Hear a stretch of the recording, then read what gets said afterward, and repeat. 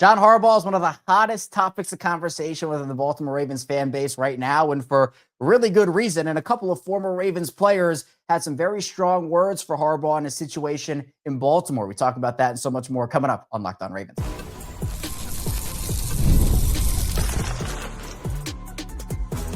You are Locked On Ravens, your daily Baltimore Ravens podcast. Part of the Locked On Podcast Network, your team every day. You are Locked On Ravens. Welcome into the show. I'm your host, Kevin Ostreicher of Ravens Wire, here with you on the Locked On Podcast Network, your team every day. Thanks so much for being here, making Locked On Ravens a part of your day and your first listen each and every single day on this Purple Friday, but kind of not because the Ravens have a bye this week, so no game on Sunday. And of course, we're here for you every single weekday. Plus, we have so much other Ravens content for you, whether it be bonus episodes, watch-alongs, instant reactions, the whole 9 yards. Thank you out there to all the everydayers, first-time listeners, if you're somewhere in the middle. Thank you as well. And we have a jam-packed episode today as a couple of former Ravens had some very strong words for John Harbaugh and just Ravens coaches in general. We'll get into that. We'll also dive into Todd Monken making a pretty honest admission and us talking about what that potentially means for how play calls are coming in and how the game's actually being called for this Ravens team right now. And then finally, we'll get into some defining moments coming out of the bye week. What could be a turning point either in a positive or negative direction as the Ravens season continues? Here with us today, it is from Ravens Talk Podcast and the Locked On Ravens Squad Show, Sam Njoku. And Sam, I guess the Ravens can't hurt us on Sunday. You know, there's no game, although the CJ Gardner-Johnson saga maybe was a little bit of a loss for the Ravens considering how that all unfolded. But, you know, at least the Ravens have some time to rest and recover and hopefully get back on track as they get a little break. I needed some time to rest and recover. I was over it. I mean, the Ravens haven't won a game since September 14th. Over a month ago, I needed some time to recollect, to gather myself. So I'm sure the Ravens coaching staff and players felt the same way. This week is probably a godsend for them in terms of having this bye week. Let's get ready to, relax a little, watch some other teams beat themselves up, and then get ready for some action against the Bears the following Sunday. I think all eyes will probably be on the Bears to see how they look this week. I mean, obviously they got the win over the Commanders on Monday night last week, but, that Bears team, maybe not as easy of a win as a lot of people thought earlier in the season. So you got to kind of see how that team looks. But a lot of the conversation around the Ravens right now, Sam, revolves around the head coach, and that is John Harbaugh. And that should be how it is. I think a lot of stuff this team does, obviously player execution is one thing, but I think a lot of it does come back to the head coach. And a couple of former Ravens who played under John Harbaugh, they had some strong words. I want to start off with Chris Canny over on Unsportsmanlike and Unsportsmanlike Radio. And we're going to do something. We're going to attempt to do something here. This could be historic. We're going to attempt to unite this fan base on John Harbaugh in one direction or the other, or maybe right in the middle, because there are a lot of differing opinions on John Harbaugh. Some people are all in on John Harbaugh staying the coach. Other people, they want him out as soon as possible. Feels like there's not really a middle ground in a lot of these conversations. We're going to try. Maybe we won't be successful. We're going to try to create that middle ground with some opinions from former Ravens players. So Chris Canny over on Unsportsmanlike, he was talking a little bit about the Ravens and their situation right now and talking about, okay, the conversation was about the Super Bowl and everything and the Ravens and their success as a franchise. And Chris Canny said, quote, "That Super Bowl was a long time ago, 2012. It's 2025. I don't know why we want to assign that to John Harbaugh. The NFL is completely turned over. The game is completely different. The generation of athlete is completely different. I'm just not sure that John Harbaugh remains the best option to lead the Baltimore Ravens forward. I have a bank full of respect for Harbs. I think he's a fantastic coach, but sometimes the message goes stale within the organization. The head coach sets the agenda for everybody, and you just wonder whether or not John Harbaugh's message, voice, approach has grown stale within the franchise. I think we're at that point now where it's fair to question that. Only 3 playoff wins over the last decade. Is that good enough for the Baltimore Ravens? Doesn't sound like the Ravens organization that I played for once upon a time." Which very strong words there from Chris Canny. And again, he's not like bashing John Harbaugh and being like, "Oh, he's terrible, get him out. But he has a lot of good points here, which I think can be seen as kind of a middle ground, in my opinion, Sam, where, look, all good things must come to an end. John Harbaugh has had incredible playoff success for the Ravens early in his Ravens tenure, right? But recently, that's been the biggest struggle point of conversation. It's like, well, all of that reaching the AFC Championship game as rookie head coach with Joe Flacco, winning the Super Bowl all those years ago. It was a really long time ago. And I've been consistent in saying this. I think John Harbaugh is a fine head coach. I think he'd be a top option on the market if he were to be let go by this Ravens team. I don't think it will happen during the season, during the offseason. That's a different conversation. It's just not what the Ravens do. But what Kenny essentially is saying here is that, sometimes things just run their course. I mean, look, Bill Belichick didn't last forever in New England. That was people thought, oh man, Belichick would be able to go out on his own terms. Like he can be there as long as he wants. Well, nope, that team started to perform bad. And all of a sudden it's boom, they need a change, right? There are conversations about Mike Tomlin in Pittsburgh, how boom, early season or early career success. Well, now the Steelers haven't won a playoff game and even more time than that playoff drought's terrible over there in Pittsburgh right now. Not every coach, in fact, it's very rare that a coach is able to kind of go out, quote unquote, on their own terms and stay for as long as they want to.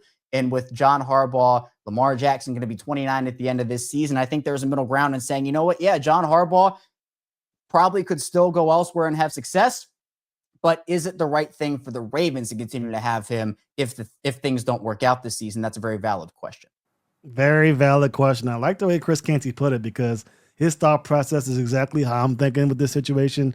Yeah, John Harbaugh won the championship in 2012.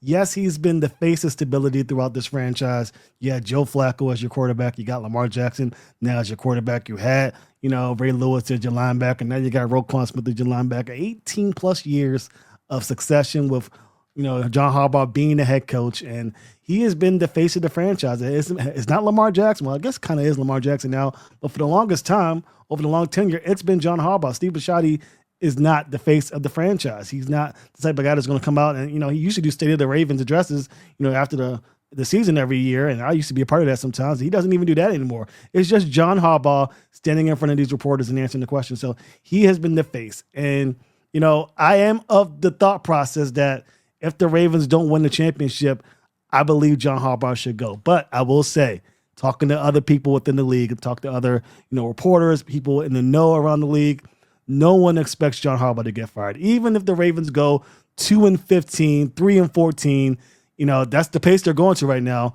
considering their record is currently 1-5. No one sees the Ravens getting rid of him because you mentioned it, Kevin. If he gets fired, another team is going to scoop him up faster than you can say John Harbaugh's fired. I mean, there will be in there hook, line, and sinker, paying him whatever he wants to be the head coach because not only is he the head coach of this team, he is the CEO of the Baltimore Ravens, all things considered, as far as what happens on the field. So, again, I see where Chris Canty is coming from. The Ravens do need to have success. That falls on John Harbaugh's shoulders. But, from what I'm hearing from other people, it just feels as though John Harbaugh is going to at least get one more year. He has one more year left in his contract. He's going to get one more chance at this thing, regardless of what happens this season. And fans may not like that. I might not like that, but that seems to be the thought process around league circles, at least right now. Yeah, I'm with you. I think that if there's not at least the Super Bowl appearance, they need to make a change there. So again, don't get mad at Sam. I mean, look, we're just the messengers here, all right? I'm just saying. I think that both of us, Sam, we're in agreement that, look, we can acknowledge John Harbaugh has had, for the most part, a pretty incredible Ravens tenure, right? Obviously winning the Super Bowl, having the success he had early. I mean, consistent regular season success. But the problem is when you have a player like Lamar Jackson and there are expectations that come with having a player and a roster that the Ravens have with Lamar Jackson, when you're consistently losing in the divisional round or AFC Championship game, you don't have a Super Bowl even appearance to show for that. And you see look, every coach has shortcomings and John Harbaugh is no exception, whether it be time management, some decision-making. If you watch the watch-alongs of me, you hear me talking about these things during the games. I'm like, why are you doing that? And what's this timeout? Why are you wasting 2 timeouts in the first minute of the second quarter? There are those things. But I think, to me, the big thing is that with what Canty is saying here, I don't know if the messaging is getting through anymore. You can kind of hear it. And again, I think the players are saying most of the right things, right? Rashad Bateman, I was really impressed with him taking accountability last week. And other guys are saying, we just got to get better. But, for John Harbaugh, when is enough in terms of what's the final straw, I guess, for this organization for him? Because if you continue to not have success and, whether use an injury excuse or whatnot, you're going to blank and Lamar Jackson is going to be 32 and you're still not going to have anything to show for it. And so that to me is kind of where I worry, is like, it almost was like Greg Roman, right? This is the conversation where Roman was the best thing for Lamar Jackson when he first came on with Baltimore. He helped Lamar grow. He helped that offense evolve. But then we saw the offense slow to a crawl in terms of growth and then eventually stop. And it was, okay, who's that guy that can take them to the next level? They move on from Greg Roman, maybe a year too late, but what happened. And they bring in Todd Monken, who elevated that offense to a whole other level. And I think that's a conversation you can have about John Harbaugh, where, this season is going the way it is. Yes, injuries have played a factor, but it's not like the Ravens have made like 2 Super Bowls in a row and then all of a sudden, no dang, injuries have happened. I mean, even when they were healthy, they still weren't getting the job done when it mattered. And now what were originally playoff problems are regular season problems. And, I think that while Harbaugh, again, would get a job right off the bat if he were fired by Baltimore, maybe it is just like, it's like a player. Sometimes a player needs a change of scenery to thrive somewhere, and it's better for both sides. Maybe that is what needs to happen with Harbaugh. But again, the Ravens organization is loyal to a fault. Usually that's a good thing. Loyalty is a good quality to have. But like we've seen with Roman, Saunders, and maybe here with John Harbaugh, depending on what happens, it can hinder you in ways as well. Oh, man. I mean, loyalty has been the detriment to this franchise for a few years now. It takes a millennia for these teams, these people, to make a decision to get rid of somebody. We saw it way back when with even Jim Fossil and Brian Billick back in the day. You see it now kind of with, Steve Bisciotti and John Harbaugh. John Harbaugh loves his coordinators. Zachary Orr is still a DC off the strength of John Harbaugh and John Harbaugh alone. Any other head coach would have got rid of Zachary Orr by now, but it's John Harbaugh. He's going to stick with his guys. Same thing with this offense with Greg Roman. We talked about a year too late with the firing of Greg Roman, even though he wasn't technically fired, as the Ravens like to say, but they didn't bring him back.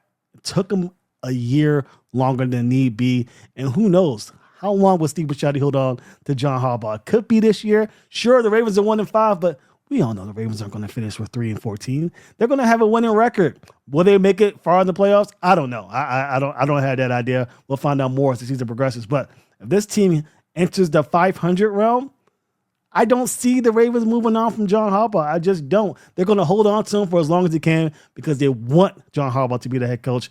But as you mentioned, and I've mentioned, the voice likely isn't there anymore. Players are tired of hearing the same old spiel over and over again with little results. Remember, 3 playoff wins in 10 years. That is not the Ravens' way. It is the Ravens' way now, but that can change, and that should change.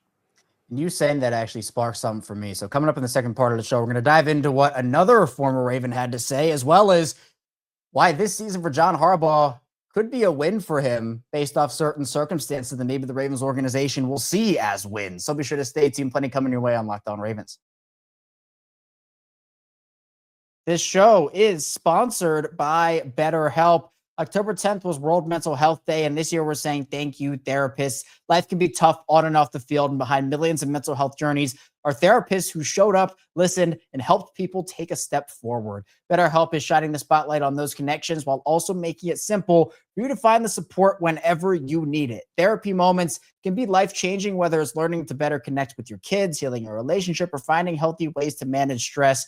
And sometimes when I'm thinking about something, I'm deep in thought about something, sometimes it's good to be able to get that off of your chest. If you've ever thought about trying therapy, this is the perfect reminder that help is out there and the right therapist can make all the difference. This World Mental Health Day, join us in celebrating therapists who've helped millions take a step forward. If you're ready to start your own journey, BetterHelp can help you find the right therapist. Our listeners get 10% off their first month at betterhelp.com/lockedon. That's BetterHelp, HELP.com/lockedon. And this episode is brought to you by PrizePicks. Every day we make decisions, but on PrizePicks, being right can actually get you paid. Don't miss the excitement of this football season with PrizePicks, where it's good to be right. Playing PrizePicks is such a fun, simple way to add more excitement to football. You just pick more or less on player projections like Josh Allen's passing yards, Saquon Barkley rushing for a touchdown, and you're in the game. I love how quick it is. You can make your lineup in under a minute. And my favorite part is PrizePicks just added stacks. So if I want to ride with a player, I can select their pass yards, rush yards, and touchdowns all in one lineup.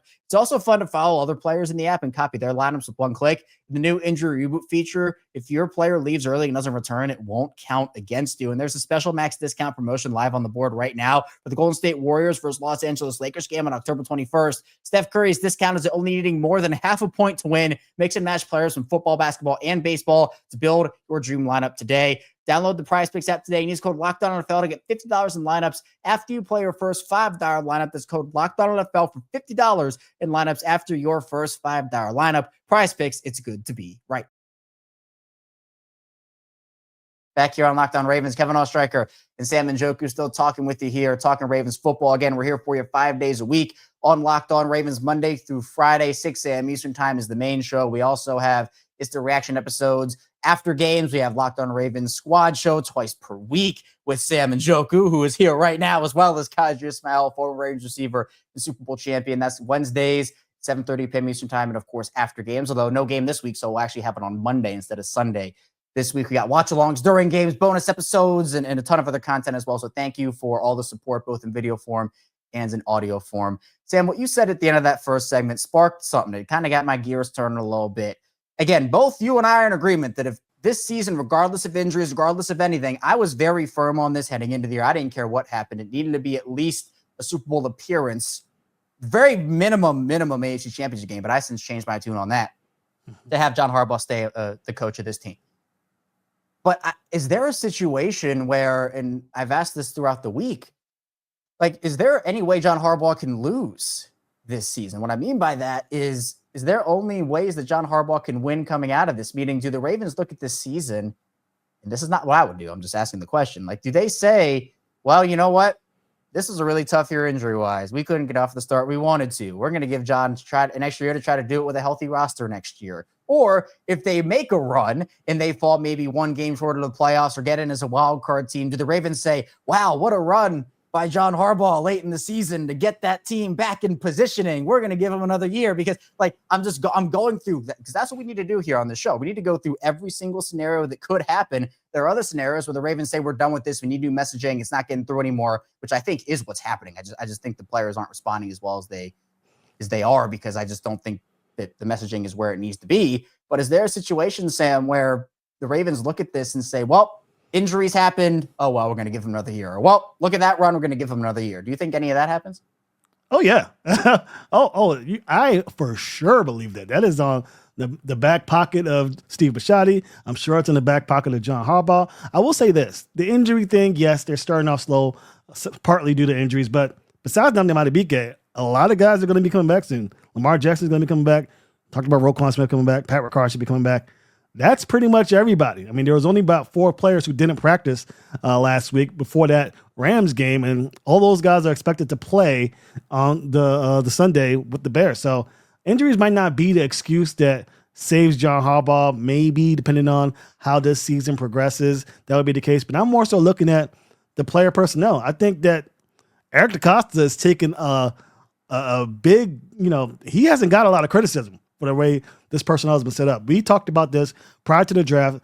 They needed to shore up the trenches on the offense and defense. They didn't do that. They didn't draft the defensive lineman until Aeneas Peoples, and he has been looked at as not a 3-down, lineman. So this is also on Eric DeCosta, and John Harbaugh can say, hey, look, I'm only coaching with the guys you're giving me. Look at what's going on with the pass protection. Look what's going on with getting penetration. I can't coach that. That's on the players. That's on Eric DeCosta for bringing these guys in. So there's a lot of ways John Harbaugh could take this if he's looking for a way to save his job. I'm not sure he's the type of guy to throw Eric DeCosta under the bus, so I won't say that. But I will say there are several avenues in which John Harbaugh can go, in which he can use to at least give himself another year. Now, is that fair to Ravens fans? No. But it's certainly fair to John Harbaugh. Do I care about fair? No. I won a championship. Lamar Jackson deserves a championship. I said this in April. You need to win a championship. So you knew the circumstances before the season started. You as the head coach could have came to your buddy Eric DeCosta and said, hey, I need some guards. This is not going to be enough. You decided not to. So you live with what you got. You play with the players you got, and if you don't succeed, bye-bye. You go along, and then the Ravens find somebody that can coach this football team and get some wins in the postseason. I just feel like acknowledging that John Harbaugh has been a great Ravens coach over his tenure is something that we can all do and say he's had a ton of success, whether it be regular season wise. He is a Super Bowl winning coach. You know, he has changed himself into a player's coach from early on, when clearly, you know, there were some tough years early on from the players responding to Harbaugh. I know you know that, Sam, being involved, but I think that for me, it is also okay to say in question, is John Harbaugh the right guy moving forward, or is this just a natural parting of ways point? You know, no hard feelings, and then you kind of just go to the next option, which could be better, and take that risk. That's an interesting question to have. Eric Weddle, there's another former Raven who played under John Harbaugh. You know, he and John Harbaugh, you know, they have a good relationship for all things considered. What he ended up saying it was the Coach JB show, Eric Weddle was on there, and he talked a little bit about, more so in the Rams game, some of those decision-making processes. He said, quote, you get to inside the 5, you take Henry out on the first 4th down, they're doing some funky leaving the ball in Cooper Rush's hands. Eric Weddle says, sorry, but he's not very good. And then you get down inside the red zone and you're doing all this dumb stuff. Like, what are we doing? What coaching? Coaching matters. Holy smokes, does coaching matter? He had 25 touches, meaning Derrick Henry, but it's just situational football. I think at times we outsmart. I've done it. I've outsmarted myself. Man, how do these things happen where you're allowing it? You either coach it or allow it. As the head coach, it always comes back to the head coach. I love Harbs, and I would never slander his name. I just don't understand at times throughout the season where he hasn't put his foot down and said, this is what we're going to do to win this game.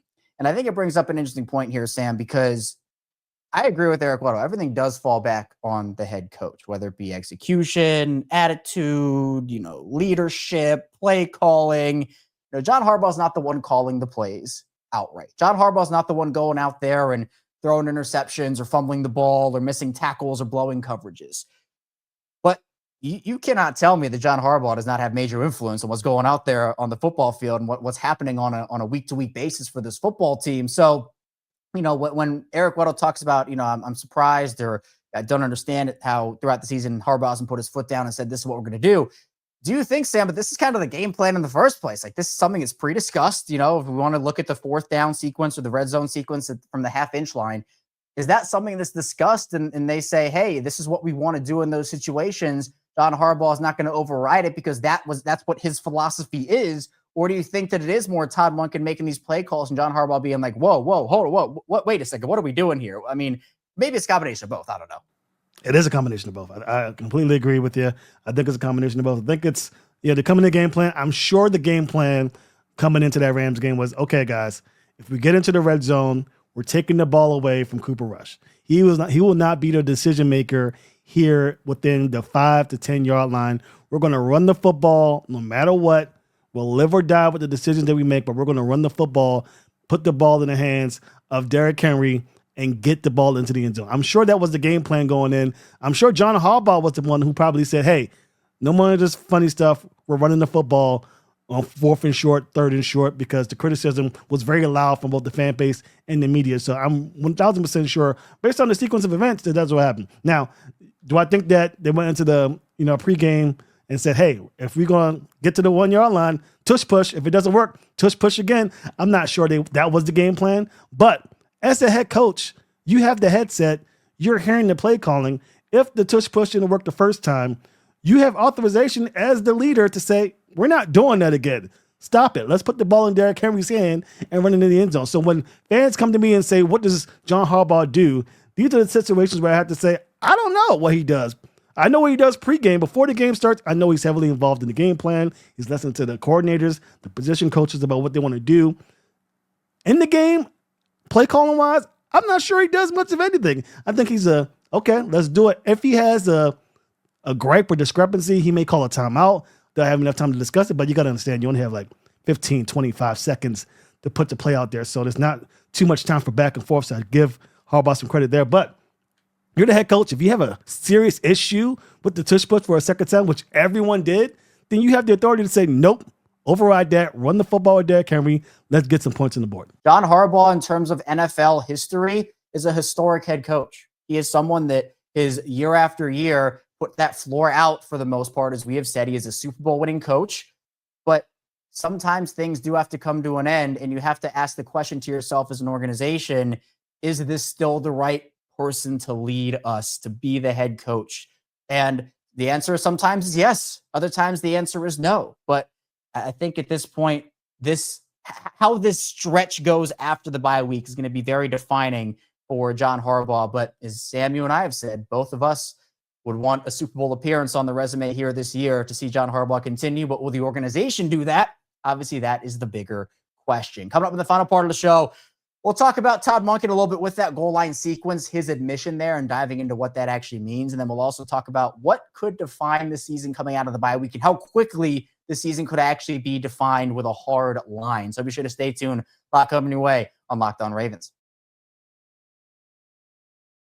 First, this show is brought to you by Mazda. Mazda crafts cars for those who do more than simply move. Mazda delivers confidence with every ride with more IIHS Top Safety Pick Plus awards than anyone else as of August 2025. From footwork to breathwork, athletes sweat all the details. Mazda brings the same intention to how they craft every model. You can feel Japanese craftsmanship in every detail, from the metallic accents to available Napa leather upholstery. You can make everyday drives feel like anything but, from smooth handling to intuitive controls.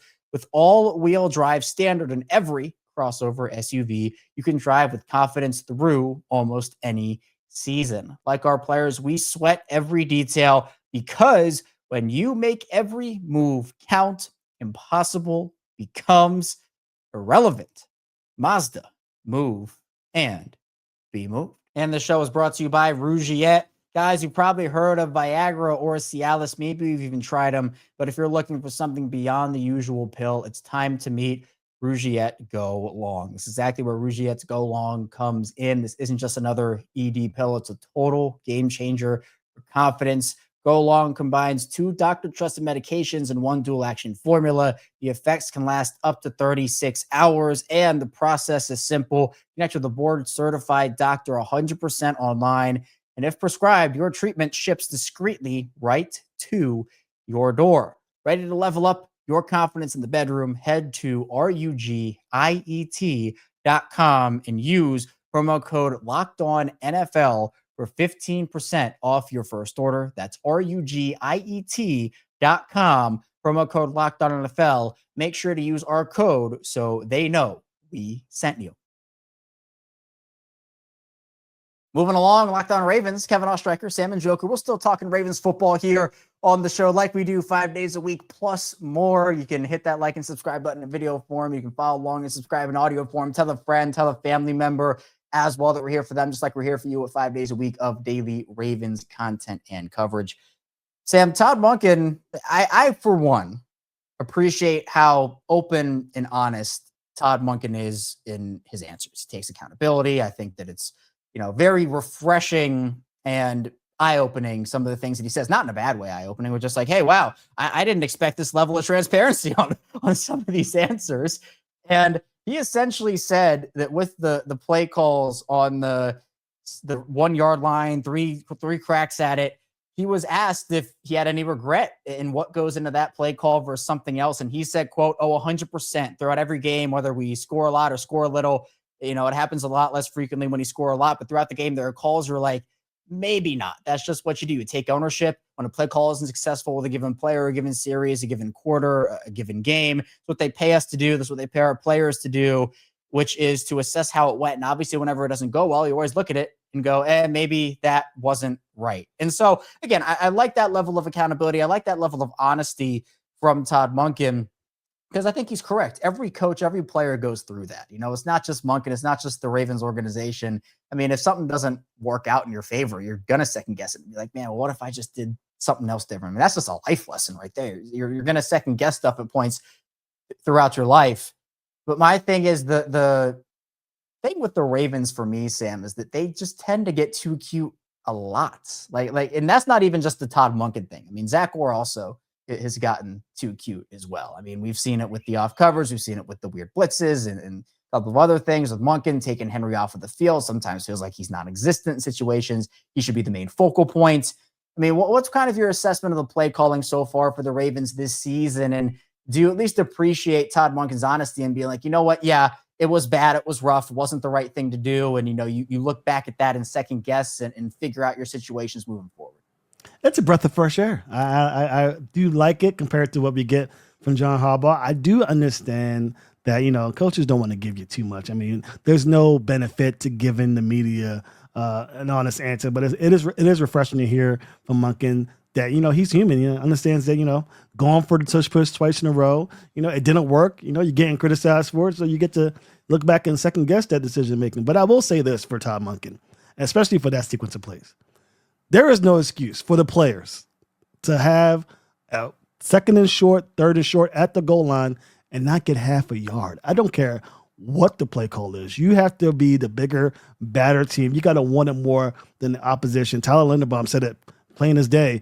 They wanted it more than we did, and that's why they didn't get it done. So I'm not going to blame Todd Monken totally for it. Would I have called 2 tush pushes in a row? No, probably not, especially considering how the first one went. But, I understand that, it doesn't totally go on Todd Monken for that sequence of events. Now, as far as the play calling throughout the season, it's been too cute. I mean, Todd Monken can't escape that. They've been way too cute. In fact, they've been so cute throughout the season that it forced him to do those tush pushes on in that Rams game in the goal line. And that was, in effect, a little too cute when you have a guy like Derrick Henry, number 22, in the backfield. So even when you're not trying to be cute, you end up being too cute anyway.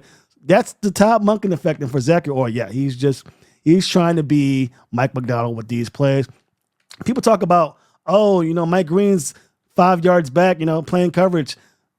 Mike McDonald did the same thing. I mean, he did it exactly like he did it, except he knew when to do it. Zachary just feels like he's just throwing stuff in the wall and hoping it sticks. So that's the issue with Zachary in that regard. I'm thinking, based on what I'm hearing from the coaching, that they're going to try and change things up.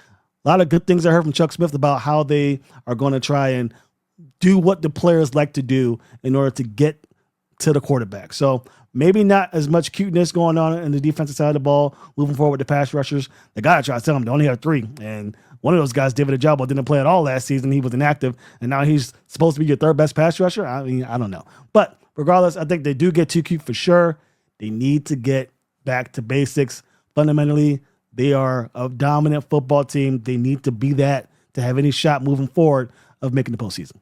Yeah, changes need to come. They need to come fast. And I think that we're going to see some season-defining moments pretty quickly coming up after the bye week. I mean, Sam, to you, what happens in this Bears game might define the season for the Ravens. I mean, if you've dropped this game, you go to 1-6, you might just got to pack it in and say, all right, better luck next year. And then at that point, do you become sellers and trade off a couple of guys? Mark Andrews is a popular name. Keith Mitchell should not be a popular name, but he's getting some buzz as well.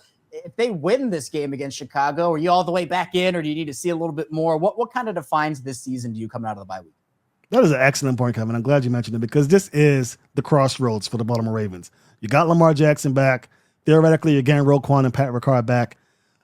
Injury excuses out the window. I mean, this is your football team now. There's nothing you can do. Could you upgrade a position here or there? Yes, but if you're not able to win this football game and you fall to 1-6, there are other games on the horizon with a fully functional Lamar Jackson now. I mean, is he going to be 100%? That's the name of the game. But really, all hands on deck for this Bears game. If you can't get the job done against the Bears, do I trust you to beat the Steelers, the Patriots, the Packers? So, I mean, the Ravens have to go 9-2, I guess, in this stretch. I don't know if I got the math right, but regardless, they only got a couple more losses in them. If one of those losses are against the Bears after a bye week, I'm packing it in. I'm done. I'm not gonna push the agenda anymore. Don't bother trading for a lineman. Don't bother trading for a pass rusher. Trade away all your guys. Trade away Lamar Jackson. This season is toast. I'm hitting the gavel on it. Dunzo, whatever you want to do, Eric DeCosta, fine by me, but do not try and trade to make this team better. You need to be focusing on the future if you fall to 1-6. You lose to the Bears? That means I got to go through another week of Ravens loss in my mind. I am tired of that. I need a win, and I need it bad, Kevin.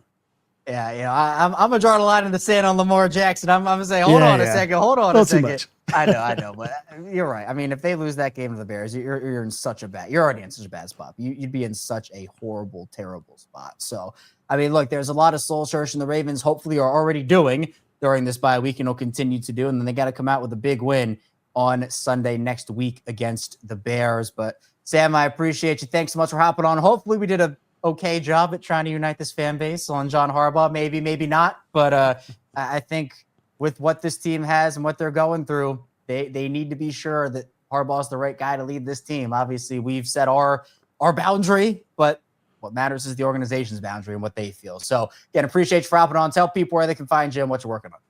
Yeah, you can find me on Instagram, TikTok, on YouTube, Twitter, at Ravens Talk Podcast. We got shows every week. Took a little break here in the bye week for my show, but we'll be back next week talking all things Ravens and Bears. You can also find me on the Raven Squad show with Kevin Outstriker and Kaja Ismail talking football twice a week, getting ready for the season as it progresses to who knows what, as we talked about on the show. Hopefully greener pastures ahead for this team, but we'll be here to talk all about it here on the Locked On Ravens podcast. Yes, we will. And be sure you go support Sam. Check out everything he has going on. All the links will be in the description down below. Sam, I appreciate you again. Thanks so much. And thank you to everybody who watched and listened to Locked On Ravens today. Coming up, we might still have some bonus episodes over the weekend, even during the bye week. There's still stuff to talk about with this team. So be sure to stay tuned for all we have coming up here on Locked On Ravens. Hit the like and subscribe button in video form. Follow along in audio form for 5 days a week, plus more daily Ravens coverage. Either way you want to watch or listen. I will see you right back here soon on Locked On Ravens.